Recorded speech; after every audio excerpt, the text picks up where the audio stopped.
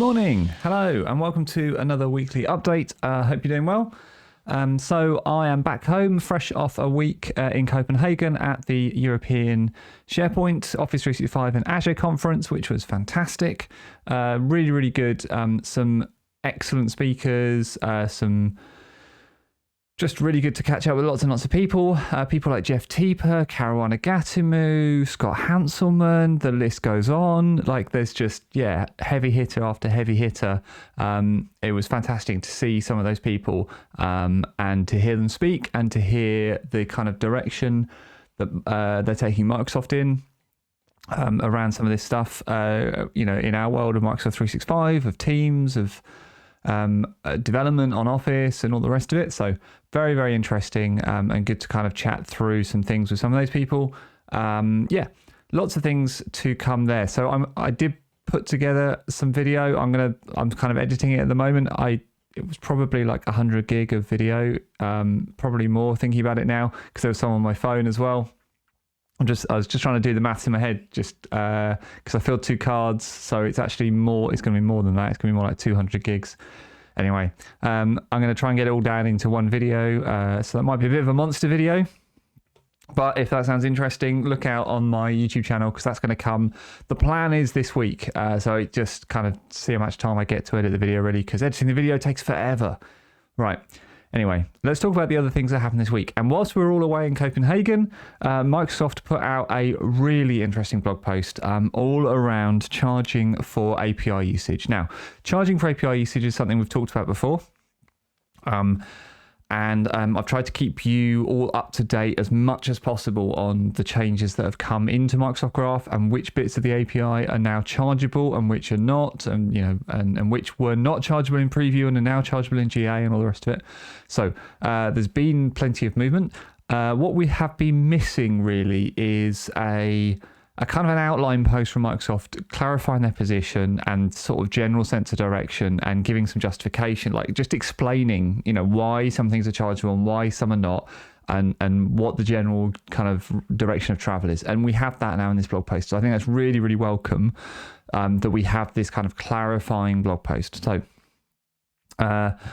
let me show you my blog post on it. So let's do a few things. So first of all, this is my blog post, but let me also show you, this is Microsoft's blog post, right? So this is their blog post talking through their principles, why they did what they did, and then how they're going to do things moving forward. So I'll leave you to go and read that, but I've got a couple of summary points that I put together in my blog post.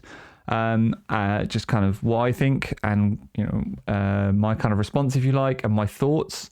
I think the big high level for me that I take away is that Microsoft seem very keen not to break anything that is currently free and not to take away anything that is currently free. So that's a really good thing for me because it means that anything that I've built so far using APIs that are not chargeable, it sounds like they're going to carry on continuing to be not chargeable. So that's really important for developers who've already built stuff, who've already made decisions and committed code and have products and solutions running, especially ISVs that might be charging for those because it means that it doesn't disrupt their entire charging model. So that's really, really good. And I think what's also helpful as well from Microsoft is for their to lay out the kind of areas in which they think they might charge. And high capacity API access seems to be the thing that Microsoft might bring to this party. So the existing APIs for doing things like reading and updating data at scale, the things that people hit throttling limits on, it sounds like Microsoft might be readying themselves to provide a version of those APIs that don't have those throttling limits or have, much reduced throttling limits to kind of sort of meet those business patterns and those business requirements. So that's all kind of interesting. I think it'll be interesting to watch and see where this goes. I think this is a very useful blog post to have out there though, because it will calm people who are worried that the general direction of travel for Microsoft is to charge for everything on the API landscape. I don't think that's the case, but I think it needed a blog post like this to set that out, to kind of just allay those fears. So I'm a big fan of this blog post. I'm glad it's out there in the world now. And so I'd encourage you to go and read it. just so you can get the full kind of picture of what's going on. Okay, let's talk about something else. This was cool because this actually got announced on stage at ESPC, which was really cool. And then the blog post kind of hit at the same time. Really interesting by Sebastian and Waldeck from Microsoft, both kind of Microsoft people. This is a really interesting new tool for developers. It's the Microsoft Graph Developer Proxy. And this is such a good idea. So this is a tool developers can use to road test their applications in something akin to the real world of Microsoft Graph before you put it on Microsoft Graph. So this tool will simulate things like throttling errors, 500 errors, things that happen in the real world on Graph that maybe you've only theoretically coded for and it's been quite hard to test. And the other thing this is going to do is mock Graph API responses as well, or allow you to mock API responses. This is really cool. This is, we actually kind of looked at building something similar to this when I was at Modality. We worked with the Graph a lot and we came up against these problems. So any kind of decent sized ISV who's building anything for Microsoft Graph will be facing these challenges of, are you handling the way that Microsoft Graph throttles? Are you doing that correctly? Are you doing that in all the different ways that Graph might throttle you and might act under load? What about those weird 500s? I think this would be good, but I also think this is the community preview. So this is early days for this tool. And I think there's a few things actually where we as outside developers can really help drive this tool forward and make it even better than it is today. So so first of all, I'd say you should download this tool, you should understand it, you should install it, and you should just start using it as it is, because even by itself, if you just kind of hook this up to your application, you're going to make your application better, full stop, because any kind of automated test exposure like this is going to be really good for your application. The second thing I think where developers could really, really add value is you will see and you will have in your code places where you are dealing with how Graph works in the real world. So you know what I mean? Like, so either you'll have in your head, oh, we found out the hard way that sometimes Graph does this error message and nobody really knows what it is, but it goes away after a few hours, right? Or you've got if statements in your code because sometimes Graph does something a little odd around a particular endpoint and you've figured out a way to work around it. That kind of information is hugely valuable to give back to this team so they can put it into this developer proxy and make the proxy more realistic for everybody. So I've got two things to take away from this blog post. The first, please go and play with this tool. Please go and use it. Please go and have fun with it. Please go and learn and make your code better with it. But also, when you see things in the real world that the tool is not doing, please let them know, because that is the only way that this tool is going to get better. And I really do think they will want your feedback on that. So yes, this is the community version. This is not GA, but I mean, this is a developer tool. Like, I feel like you'd be all right to use this. I mean, yeah, if you've got some rules somewhere that say you can only use GA stuff, then poor you. But I mean, I think like this is developer tooling for developers. So I think it's, this is the community preview. So please go and get it. It's very cool. It runs kind of from the command line, so you can build it into your CI/CD. There's a great video on the blog post as well on YouTube talking all about it. And so yeah, this is definitely one to have in your arsenal. I think it's important.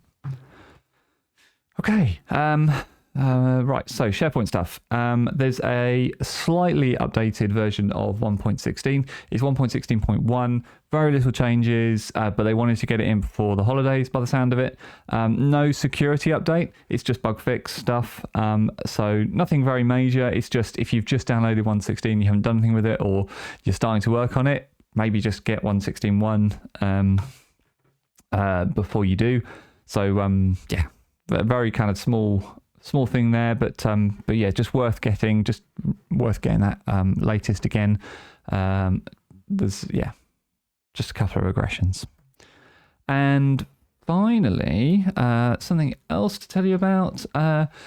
Okay, so there's a new documentation page which I think is really good. This is a documentation page for Microsoft Teams developers writing apps for Microsoft Teams, and it's all about how you do logging and analytics in your application. So I've talked about this before. So one of the talks I do is around designing for things like bots and apps, and one of the key tenets, especially for bots actually, but also apps, is around making sure you've got enough telemetry. And telemetry is super important, especially around bots. Telemetry is important to know whether you're doing a good job and delivering kind of the right value to your people.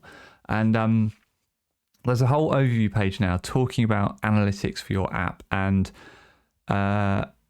describing the different ways in which you can add analytics into your app. So it starts off with this kind of introduction, and then the initial kind of riposte, I suppose, to doesn't Teams already do analytics? So, in the app usage, you get app usage analytics, and that is true.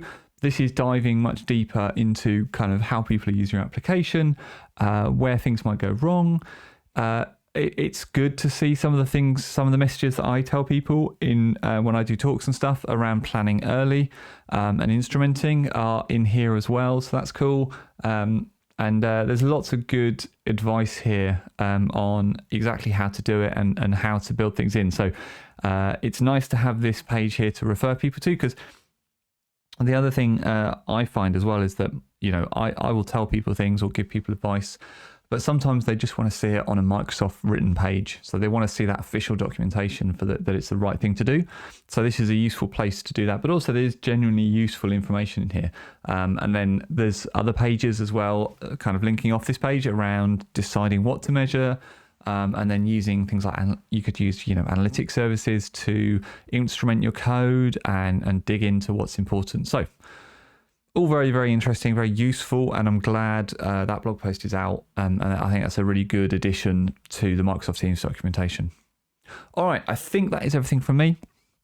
Like I say, look out for a video coming later this week, all about ESPC, not just the keynotes and the sessions, but some of the networking, some of the evening time entertainment stuff as well, of which there was many and varied. So that should be a fun video. And whatever it is you're doing this week, I hope you have a really good one. And enjoy it, and I will talk to you again next time.